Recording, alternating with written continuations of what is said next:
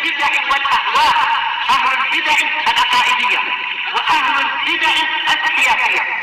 أنا أقول بيننا وبينكم السلف، بيننا وبينكم الكتب، كان فيقول البدع بيننا وبينكم الجنة. بسم الله الرحمن الرحيم. الحمد لله حمدا كثيرا طيبا مباركا فيه كما يحب ربنا ويرضى. أشهد أن لا إله إلا الله وحده لا شريك له، وأشهد أن محمدا عبده ورسوله صلى الله عليه وعلى آله وأصحابه ومن تبعهم بإحسان إلى يوم الدين. أما بعد. Ikhwani fillah rahimani wa rahimakumullah. Pembahasan yang lalu berhubungan dengan ayat innal ladzina yubayyi'una innama yubayyi'una Allah yadullahi fawqa aydihim. Apakah dipahami dari ayat bahwasanya Allah lah yang membaiat mereka dengan tangan-tangan atau membaiat mereka dengan tangan Allah Subhanahu wa taala secara langsung? Indal alim. Tidak. Lalu apa makna innal ladzina yubayyi'unaka innama yubayyi'una Allah?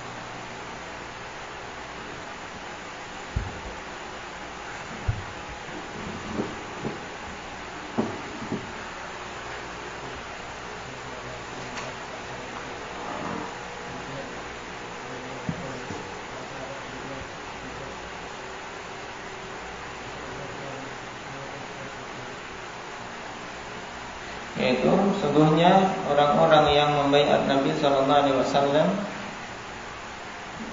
yang di sini adalah para sahabat radhiyallahu alaihim, itu hakikatnya ketika mereka membaiat Nabi sallallahu alaihi wasallam untuk berjihad di jalan Allah, ya hakikatnya mereka membaiat Allah. Kenapa? Karena baiatnya adalah untuk membela agama Allah Subhanahu wa taala. Ini jelas Pak, sesuai dengan zahir dari ayat. Sekarang makna yadullahi fawqa aydihim, maknanya bagaimana? Indah Ridwan.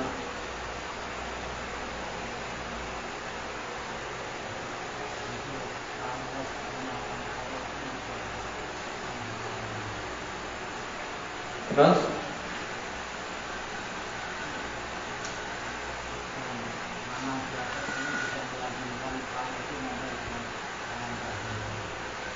baik, kita katakan na'am bahwasannya makna yadullahi fawqa aydihim sesuai dengan zahirnya, penetapan sifat tangan bagi Allah, bahwasanya tangan Allah Subhanahu wa taala di atas tangan-tangan mereka. Cuman makna di atas ini tidak melazimkan bahwasanya na'am tangan orang yang membaiat itu menempel dengan tangan Allah. Kenapa? Karena Allah Subhanahu wa taala tinggi di atas arsy-Nya. Sehingga secara kelazimannya tentunya ketika Allah maha tinggi di atas arsy, di atas semua makhluknya, berarti apa? Tangannya di atas semua tangan makhluk-makhluknya. Nah, dan ayat sesuai dengan zahirnya, tidak ada kerancuan padanya. Sekarang kita masuk pada contoh yang terakhir yang dibawakan oleh Syekh Ibnu Utsaimin rahimahullah taala. Qauluhu ta'ala fil haditsil qudsi ya ibna adam maridtu falam ta'udni al-hadits. Itu berhubungan dengan perkataan Allah Subhanahu wa taala dalam hadits qudsi. Allah berfirman, wahai anak Adam, maridtu falam ta'udni, aku sakit. Nah, kemudian engkau tidak menengokku. Sampai akhir hadis yang akan dibawakan tadi. Qala al-'alama Ibnu Utsaimin rahimahullah, wa hadzal hadits rawahu Muslimun fi bab fadli 'iyadatil marid fi kitabil birri was-silati wal adab. Rawahu Muslim an Abi Hurairah radhiyallahu anhu. Qala Rasulullah sallallahu alaihi wasallam. Ya, hadis ini dikeluarkan oleh Imam Muslim tentang bab keutamaan menengok orang sakit. Nah, dalam Kitabul Birri Wasilah wal Adab. Dan yang dimaksud di sini penomoran dengan tertib Muhammad Fuad Abdul Baqi. Nah, penomoran yang mu'tamad. Baik. Penomoran yang banyak dijadikan acuan ketika kita menukil dari kitab tersebut hadis-hadis Muslim. Demikian pula penomoran Muhammad Fuad ini dipakai pada penomoran Sahih Bukhari. Dan kalau Anda perhatikan dalam Sahih Muslim ada banyak nomor. Ya, mulai dari nomor global secara umum dari 1 sampai akhir riwayat, jadi semua riwayat dihitung. Kemudian yang kedua, penomoran sesuai dengan penomoran Muhammad Fuad ini. Beliau tidak mengambil satu hadis kecuali satu nomor saja, walaupun disebutkan oleh Imam Muslim riwayat yang banyak. Sehingga total paling cuma 3.000-an dalam Sahih Muslim. Tapi kalau semua riwayat dihitung akan sangat banyak sekali. Kemudian penomoran yang ketiga, penomoran masing-masing bab atau masing-masing kitab. Baik. Yang jelas hadis ini dikeluarkan oleh Imam Muslim dan tidak ada para imam ahli hadis yang menyatakan dhaifnya hadis tersebut. Dari sahabat yang mulia Abi Hurairah radhiyallahu anhu, di mana Rasulullah sallallahu alaihi wasallam bersabda, "Innallaha ta'ala yaqulu yaumal qiyamah." Sungguhnya Allah Subhanahu wa taala berfirman pada hari kiamat. Hadis apa namanya ini? Hudzaifah. Disebut hadis apa? Hadis qudsi. Allah katakan, "Ya ibna Adam, maridtu falam ta'udni." Qala ya Rabbi, kaifa a'uduka wa anta rabbul alamin? Allah Subhanahu wa taala berkata pada hari kiamat, "Wahai anak Adam, aku sakit. Tapi engkau tidak menengokku." Maka si hamba tadi mengatakan, "Wahai Rabbku, bagaimana aku menengokmu? Padahal engkau adalah Rabbul alamin. Engkau adalah Rabb, penguasa semesta alam." Baik. Ini menunjukkan nanti bahwasanya kata marid itu bukan berarti Allah Subhanahu wa taala mengalami sakit, tapi yang diinginkan Allah Subhanahu wa taala yaitu apa? Sakitnya hamba-hambanya yang beriman. Maka Allah Subhanahu wa taala tafsirkan sendiri apa yang dimaksudkan dengan kata maridtu falam ta'udni. Qal amma 'alimta anna 'abdi fulanan marida falam ta'udhu? Amma 'alimta annaka law 'udtahu lawajadtani 'indah? Tidakkah engkau tahu bahwasanya hambaku si fulan dia sakit tapi engkau tidak menengoknya? Ini yang dimaksud oleh Allah Subhanahu wa taala. Bahwasanya sakitnya hamba Allah Subhanahu wa taala ibaratkan di sini dengan apa? Na'am maridtu, aku sakit. Tidakkah engkau tahu bahwasanya engkau seandainya menengok dia, maka sungguh engkau akan mendapatiku di sisinya. Baik. Kemudian ya ibna Adam istad'amtuka falam tud'imni. Wahai anak Adam, aku meminta makan kepadaku tapi engkau tidak memberiku makan. Qala ya Rabbi wa kaifa ud'imuka wa anta rabbul alamin? Maka dia menjawab, wahai Rabbku, bagaimana aku memberimu makan dalam keadaan engkau adalah Rabbul alamin? Engkau penguasa semesta alam, bagaimana aku memberi makan kepadamu? Maka Allah tafsirkan, qala ama alimta annahu istad'amaka 'abdi fulanun falam tud'imhu? Ama alimta annaka law at'amtahu lawajadta dzalika 'indi? Tidakkah engkau tahu bahwasanya hambaku fulan telah meminta makan kepadamu, kemudian engkau tidak memberikannya. Ada orang dari kalangan hamba-hamba Allah yang meminta makan kepada dia, tapi dia tidak mau memberi makan. Maka Allah katakan, istad'amtuka falam tut'imni. Tidakkah engkau tahu bahwasanya sesungguhnya apabila engkau memberi makan dia, maka engkau akan mendapati pahala dari pemberianmu tersebut di sisiku. Law at'amtahu lawajadta dzalika indi. Dalam artian tidak akan sia-sia tatkala engkau beri makan kepada orang, tidak akan hilang. Tapi mesti akan engkau dapati pemberian tersebut pahalanya di sisi Allah Azza wa Jalla. Kemudian ya ibn Adam, istasqaituka falam tusqini. Wahai anak Adam, aku meminta diberi air, tapi engkau tidak memberikan air kepadaku. Qala ya Rabbi kaifa asqika wa anta rabbul alamin. Wahai Rabbku, bagaimana aku menuangkan air kepadamu dalam keadaan engkau adalah Rabbul alamin. Qala, maka Allah Subhanahu wa taala katakan sebagai penafsiran dari perkataannya, istasqaka 'abdi fulanun falam tusqihi ama innaka law saqaitahu wajadta dzalika indi. Dan telah meminta air hambaku fulan, tapi engkau tidak memberikannya. Tidakkah engkau tahu bahwasanya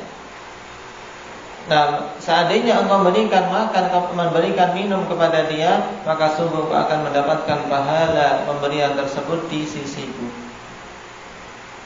Nah, ini hadis secara lengkapnya Al-Fatihah dikeluarkan oleh Imam Muslim. Baik. Sekarang kita baca tafsir dari hadis tersebut. Wal jawabu anna as-salafa akhadhu bi hadzal hadits wa lam yusarrifuhu an zahirihi bi tahrifin yatakhabbatuna fihi bi ahwaihim. Bahwasanya para salaf mereka telah mengambil hadis ini dan tidak memalingkannya dari zahir hadis tersebut dengan tahrif. Nah, yang mereka berbuat hal tersebut sembarangan sesuai dengan hawa-hawa nafsu mereka. Yatakhabbatun, yaitu apa? Berbuat semaunya sendiri, sembarangan sesuai dengan kemauan hawa nafsu. Ini para salaf tidak demikian. Tapi mereka mengambil hadis ini sesuai dengan zahirnya, tidak memalingkan semaunya sendiri. Baik. Lalu kalau kelihatan kok ada memalingkan dari makna zahir, dikatakan maridtu, aku sakit, kok ternyata yang dimaksud adalah hamba Allah yang sakit. Berarti ini ada sedikit pemalingan dari makna zahir. Cuma ikhwanifillah, para salaf memalingkan dari makna zahir, mereka tidak semaunya hawa nafsu sendiri. Oleh karena itulah di sana ada takwil yang hak, yaitu takwil bid-dalil, takwil dengan dalil. Makanya dikatakan di sini wa inna ma fassaruhu bima fassarahu bihil mutakallimu bi. Dan hanyalah para salaf menafsirkan hadis tersebut dengan penafsiran dari yang berbicara sendiri. Karena yang berbicara siapa di sini? Siapa? Jangan lihat. Allah Subhanahu wa taala. Dan para salaf mengambil tafsirnya juga dari keterangan Allah. Maksudnya, ketika ditanya oleh si hamba, ternyata makna aku sakit tapi engkau tidak menengokku, maksudnya adalah bahwasanya ada hambaku yang sakit dan engkau tidak menengokku. Ini maknanya. Baik. Sebagaimana dikatakan di sini, faqauluhu ta'ala fil haditsil qudsi maridtu fastad'amtuka wastasqaituka bayyanahu Allah ta'ala bi nafsihi haitsu qala ama 'alimta anna 'abdi fulanun marid wa annahu istad'amaka 'abdi fulan wastasqaka 'abdi fulan. Baik. Maka perkataan Allah dalam hadits qudsi ini, aku sakit, aku meminta makan kepadamu, aku meminta minum kepadaku, aku meminta minum kepadamu. Maksudnya apa? Allah telah menjelaskan sendiri dalam hadis tersebut, di mana Allah katakan, tidakkah engkau tahu bahwasanya hambaku si fulan sakit tapi engkau tidak menengoknya?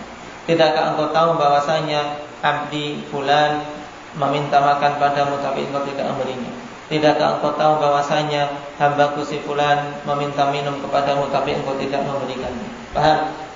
Berarti ini adalah penafsiran dari Allah Subhanahu wa taala sendiri yang wajib kita mengambilnya. Wajib kita mengambilnya. Dan itu bukan bukan tahrif. Kenapa? Karena si pembicara sendiri yang dalam hadis ini adalah Zat yang Maha Agung, yaitu Allah Subhanahu wa taala yang menjelaskannya sendiri. Qala wa huwa sarihun fi anna al-murada bihi marida 'abdun min ibadillah. Sehingga itu sangat jelas dan tegas bahwasanya maksud wahai anak Adam aku sakit, maksudnya apa? Yaitu yang sakit adalah hamba dari hamba-hamba Allah Subhanahu wa taala. Wastit'amu 'abdin min ibadillah, juga permintaan makan dari seorang hamba dari hamba-hamba Allah. Juga wastisqa'u 'abdin min ibadillah, permintaan minum dari hamba, permintaan minum seorang hamba kepada hamba yang lain. Walladzi fassarahu bidzalika huwallahu al-mutakallimu bih wa huwa a'lamu bi muradih. Dan yang menafsirkan demikian siapa? Yaitu Allah Subhanahu wa taala sendiri yang telah mengatakannya, dan dialah yang paling tahu dengan apa yang dimaksudkannya. Paham? Makanya si hamba tadi tidak langsung bagaimana? Ya Rabb, aku menengok padahal adalah Rabbul Alamin, yang tentu dalam keyakinan dia tidak mungkin Rabbul Alamin sakit. Ya tidak. Fitrah mengatakan tidak mungkin Allah sakit. Lalu apa makna marid itu? Makanya Allah tafsirkan, yaitu maksudnya hambaku yang sakit tapi engkau tidak menengoknya. Paham? Kemudian Allah mengatakan aku minta makan. Bagaimana engkau minta makan padahal engkau adalah Rabbul Alamin yang tidak mungkin butuh makanan, sebagaimana dalam ayat apa? Siapa bisa mendatangkannya?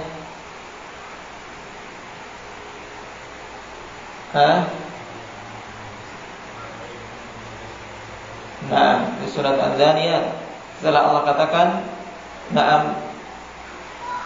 "Ama khalaqtul jinna wal insa illa liya'budun ma uridu minhum mir rizqin wa ma uridu ay yut'imun." Aku tidak menginginkan mereka memberikan rezeki padaku, dan aku tidak pula menginginkan mereka memberi makan aku. Aku tidak butuh diberi makan. Lalu ketika Allah katakan istad'amtuka, berarti maknanya apa? Ya harus kita kembalikan kepada penafsiran dan keterangan Allah sendiri. Maksudnya apa berarti, Syafiq?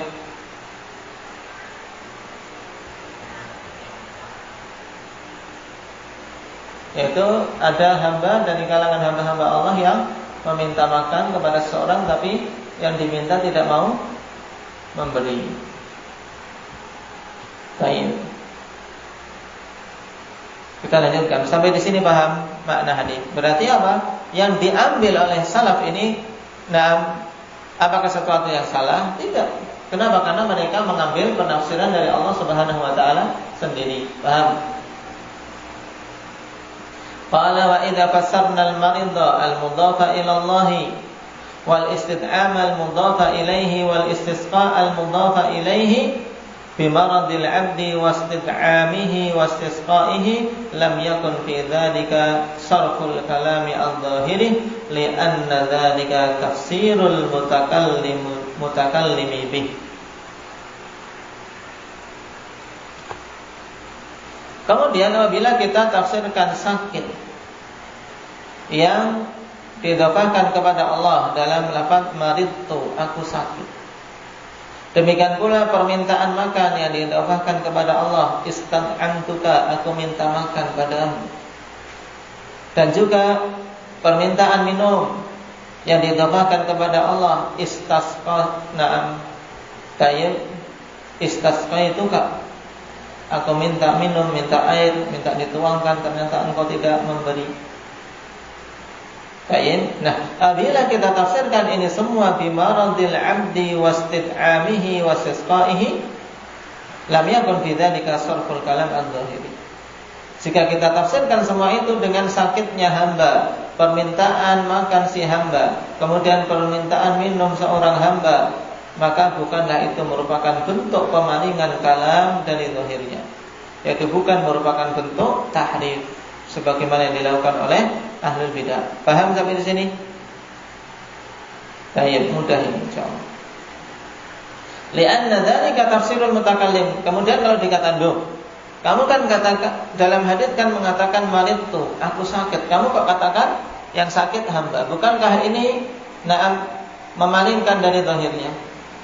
Kita katakan ini bukan memalingkan dari zahir zahir hadis. Kenapa? Karena yang menafsirkan sendiri adalah siapa? Siapa Barif? Allah, yaitu yang mengatakan kalimat itu. Paham? Yang mengatakan kalimat itu.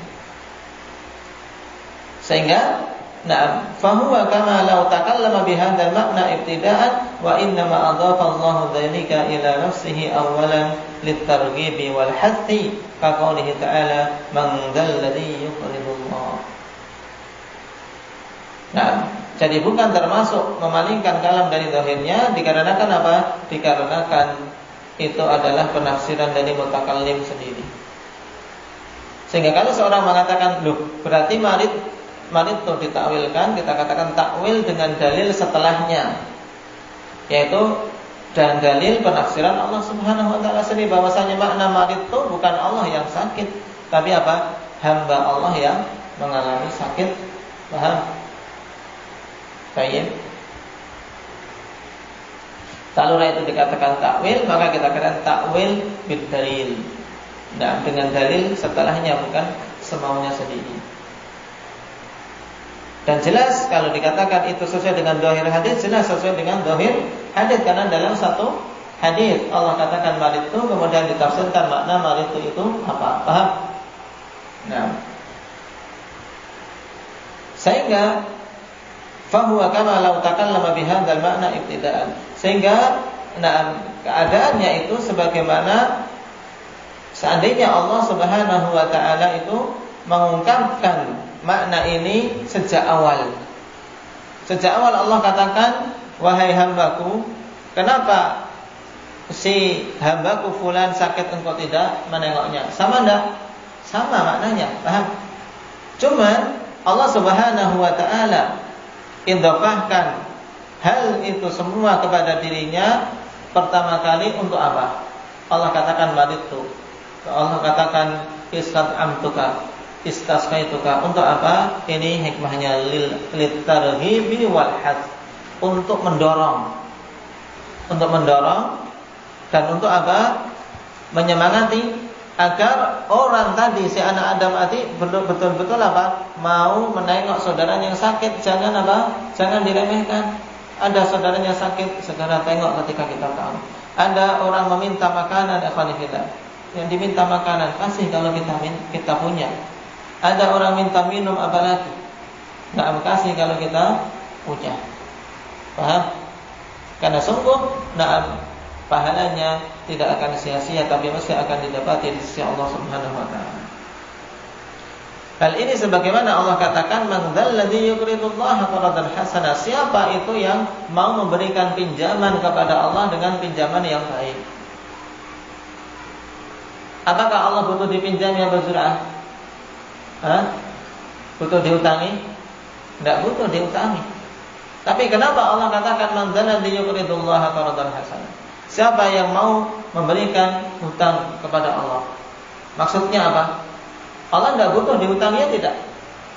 Tapi Allah Subhanahu wa taala ibaratkan siapa yang mau bersedekah di jalan Allah dengan qard, dengan hutang. Kenapa? Karena untuk mematrikan pada diri hamba-hamba bahwasanya ketika mereka bersedekah, berinfak di jalan Allah, itu tidak akan pernah hilang sama sekali. Sebagaimana seorang ngutangi, mesti dia akan dapat apa? Dapat kembali. Paham? Jadi di situ ada hak, ada dorongan, ada penyemangat agar orang berinfak di jalan Allah Subhanahu wa taala. Sampai-sampai Allah katakan siapa yang mau meminjami Allah. Paham sini? Sehingga jangan sampai pikiran kita seperti orang-orang Yahudi. Nah, sampai-sampai kemudian mengklaim, oh berarti Allah itu fakir, kitalah yang kaya. Nah, kenapa? Karena Allah butuh diutangi, kita yang utangi banyak orang. Ini mindset orang-orang Yahudi yang dimurkai oleh Allah Subhanahu wa taala.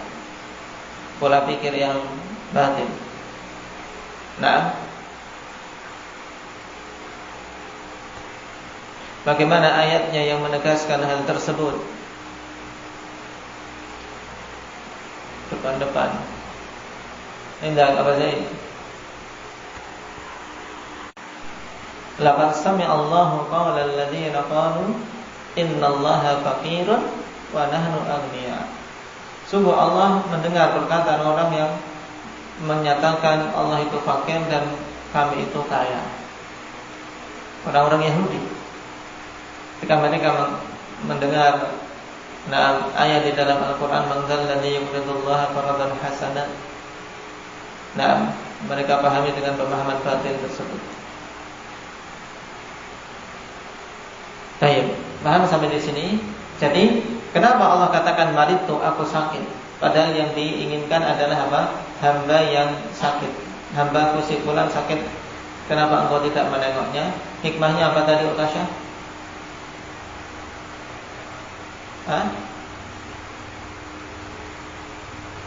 Untuk memberikan dorongan dan semangat agar si hamba tadi bersegera menengok saudaranya yang sakit. Ini maksudnya dan hikmah ini, sehingga diidhafahkan ya sakit kepada Allah. Nah,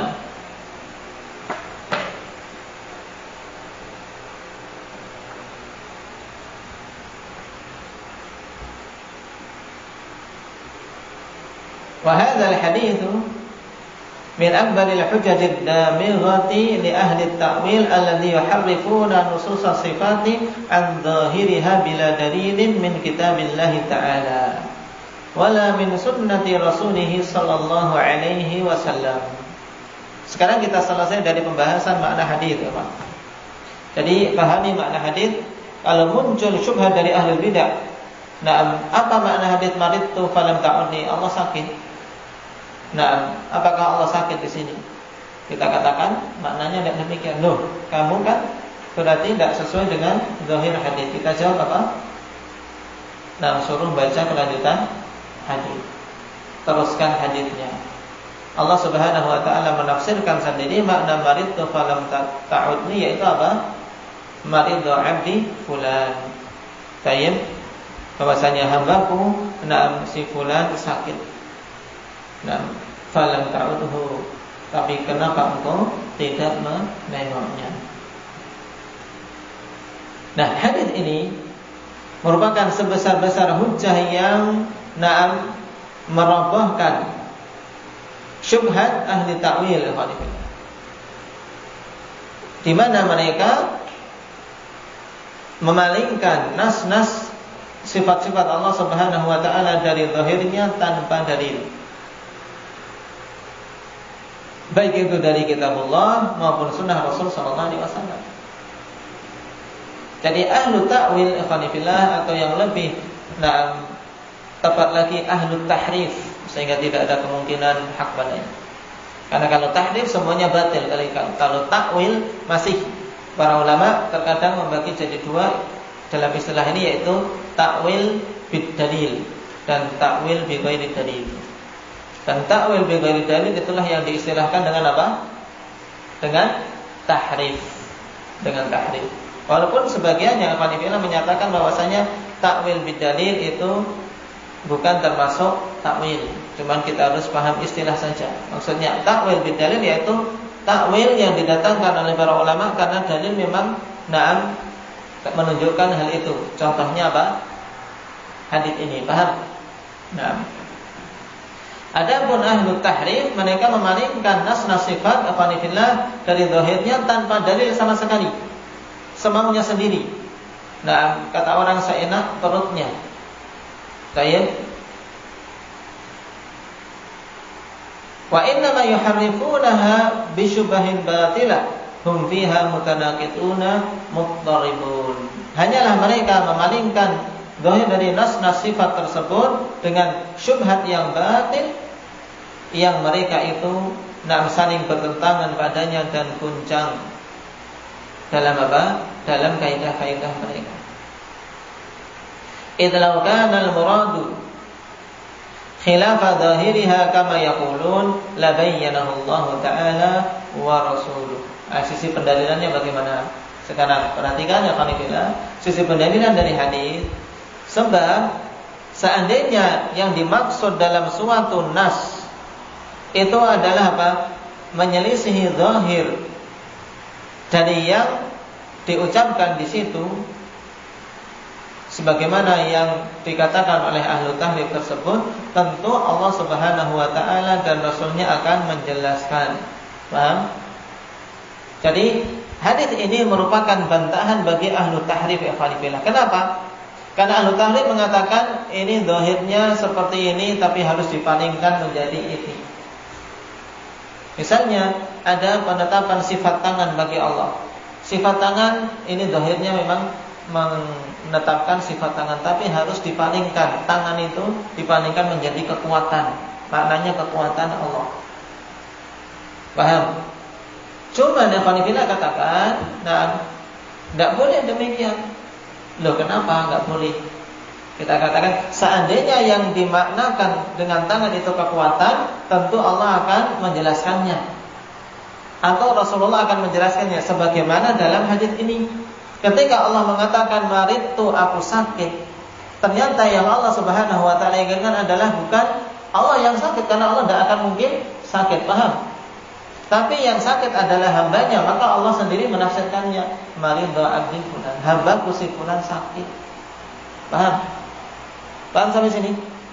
Ini menunjukkan ya Qanifillah, bantahan bagi ahlu tahrif yang mereka sembarangan dalam memalingkan makna dari apa? Dari konteks nas.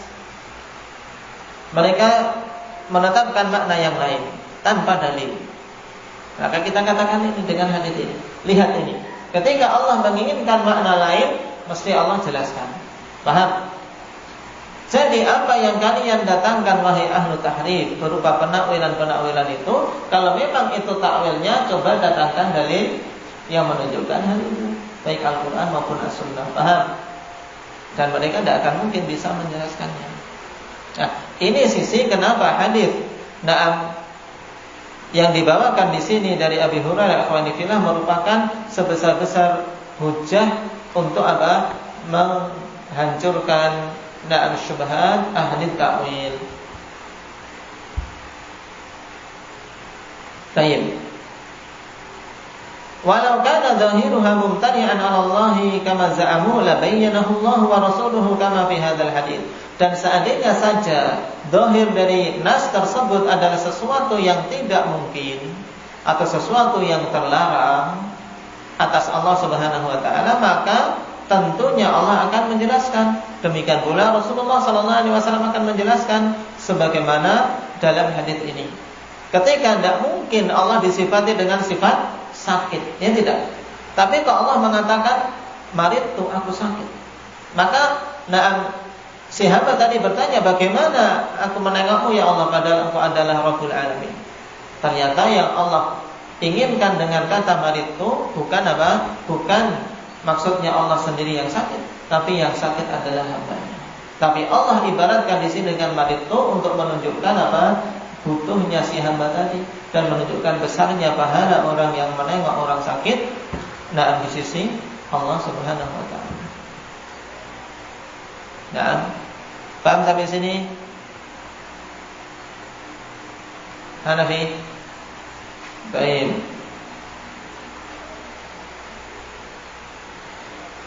Kita lanjutkan. Walau kana zahiru halaiqu billahi mumtani'an 'ala Allah, la kana fil kitabi wa sunnah min wasfillahi ta'ala bima yamtani'u 'alaihi ma la yuhsa illa biqulfah.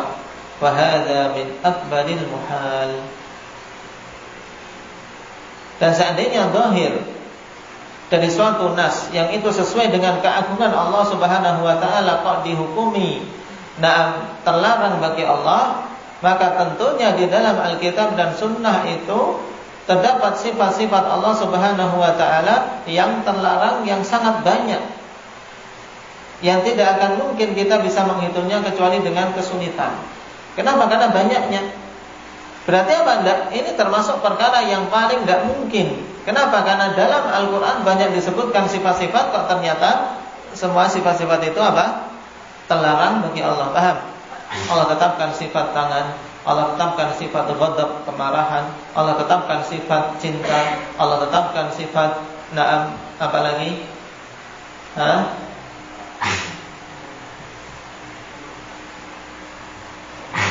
Al-ulu. Baik, sifat istiwa, banyak sekali sifat-sifat. Kalau seandainya yang diinginkan dengan penetapan itu adalah bukan zahirnya, tentunya sangat banyak sifat-sifat yang harus kita takwilkan. Paham? Dan ini tentunya sesuatu yang tidak mungkin. Karena apa? Tidak kita dapati dalil bahwasanya Allah menjelaskan makna-makna tersebut yang berbeda dengan zahirnya.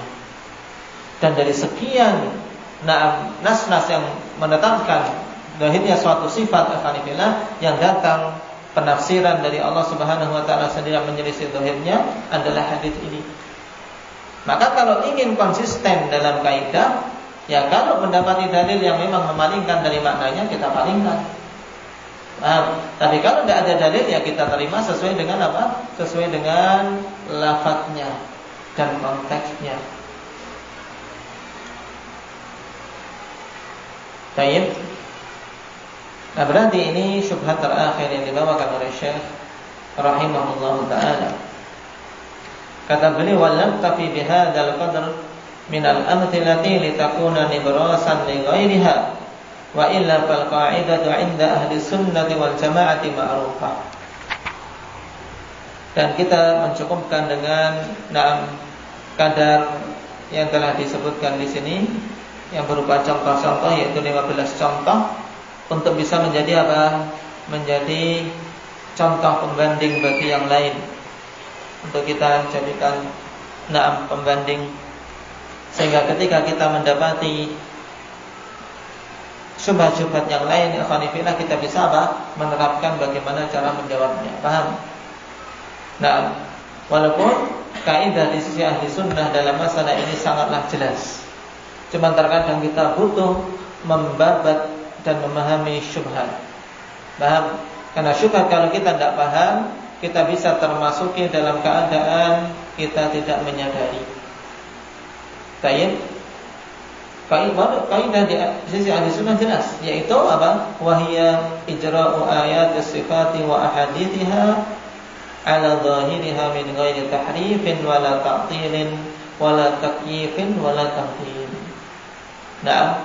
Kaidahnya yaitu menjalankan ayat-ayat tentang sifat-sifat Allah dan hadis-hadis tentang sifat-sifat Allah sesuai dengan zahirnya, tanpa tahrif, yaitu tanpa mengubah-ubah dari makna zahir, tanpa ta'til, yaitu tanpa menolaknya, tanpa takyif. Apa takyif? Tanpa membagaimanakannya, dan tanpa tamthil. Apa Maulana?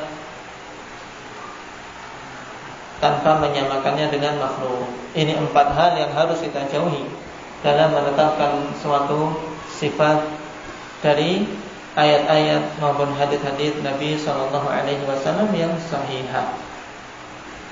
Waqad taqaddama al-kalamu ala hadha mustawfa fi qawaid nususis sifat.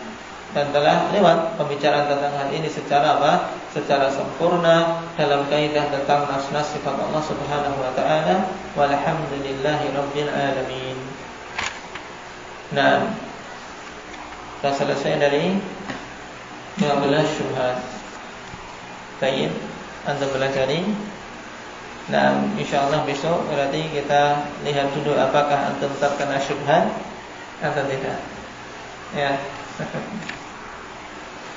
Baik, dari syubhat pertama. Nah, pakai bahasa Indonesia saja untuk menerangkannya. Nah, Setelah itu baru kita selesaikan apa yang disebutkan Syekh di sini tentang khatimah. Nah, walaupun dulu ketika kami belajar nama Syekhuna Kamal Al-Adani rahimahullah taala, ini tidak dipelajari untuk bagian takkid tambahan tersebut. Saya disuruh membaca sendiri karena intinya adalah pemahaman kaidah. Cuman kita baca insyaallah sebagai tambahan kaidah apa yang disebutkan oleh Syekh Ibnu Utsaimin dalam khatimah, juga apa dalam ta'qib, yaitu kaidah tambahan. Nah, lampiran penegasan tentang masalah seputar ma'iyah. Dan dipersiapkan oleh Al-Fadhillah kitab setelahnya, yaitu Syarah Al-Aqidah Al-Wasithiyah. Nah, kita menggunakan syarah Al-Alama Al-Fauzan hafizahullah ta'ala. Nah, karena melihat dari sisi mudahnya bahasa. Nah, saya berharap untuk pelajaran kitab itu pun nanti belajar membaca, sebagiannya membaca untuk membiasakan. Ya. Baik, ada membaca satu, kemudian nanti baru kita bahas. Nah, dipersiapkan kitabnya.